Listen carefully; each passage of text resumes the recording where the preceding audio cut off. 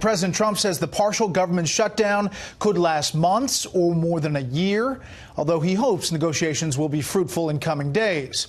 But the president also says he's considering declaring a national emergency in order to build his border wall with or without Congress.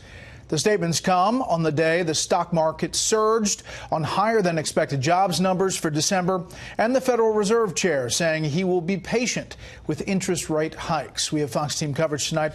Doug McKelway is on Capitol Hill, where Democrats are firmly entrenched against the president's border wall. Correspondent Kevin Corke, though, starts us off tonight from the White House, where the president seems equally committed to his position. Good evening, Kevin. Evening, Brett. Asked if he would consider those emergency powers to grant himself the authority to somehow fund the wall without congressional approval. The president said yes, he thought about it, and yes, he would do it if it came to that. Just the very latest twist in the ongoing debate about funding the wall and ending the partial government shutdown.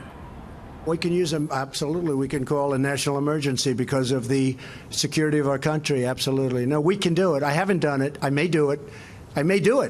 But we can call a national emergency and build it very quickly. President Trump today on the heels of a 2-hour meeting with Democrats here at the White House. We just completed a lengthy and sometimes contentious conversation with the president. We had a very, very productive meeting. Two viewpoints of a very important meeting with a singular purpose: to end the partial government shutdown. I'm not saying it was an easy meeting or even a kind meeting or a nice meeting, but in the end, I think we've come a long way.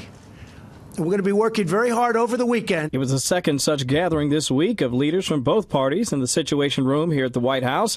While neither side would share specifics about the conversations, the consensus was there's more work to be done. The southern border is a dangerous, horrible disaster.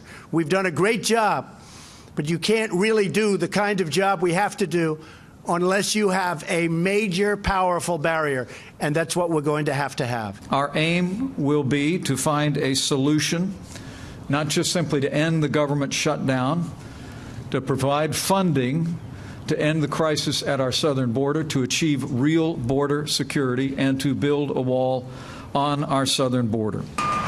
The wall, the pillar of the president's promise to defend the border, and an absolute non-starter for Democrats, who vowed to stand pat until the president reopened the government. We have a disagreement on the refusal of the president to open up the government. But with the impasse now at 14 days and counting, the prospects of a quick solution seem considerably murky at best. It's very hard to see how progress will be made unless they open up the government. And I think I can speak for Republicans in the House and Republicans in the Senate. They feel very strongly about having a safe country, having a border that makes sense. Without borders, I've said it many times, we don't have a country. I hope it doesn't go on even beyond a few more days.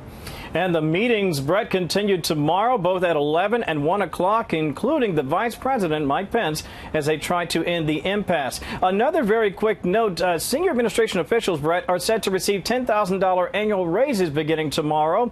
And while today the Vice President said he would turn down his raise, the President said he would consider asking other senior officials to follow suit.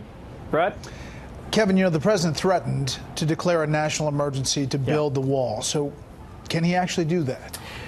Well, listen, most people say no, he can't do that, Brett. But I think a better answer is it depends, because while legally he cannot, without congressional approval, say take money from one pot in the federal budget and move it to another to build a wall, other legal scholars always warn us about the broad nature of the president's powers under a national emergency. Either way, if he attempted to do so, it is a certainty that he would face a legal challenge from lawmakers and others. Kevin Corke, live on the North Lawn. Kevin, thank you.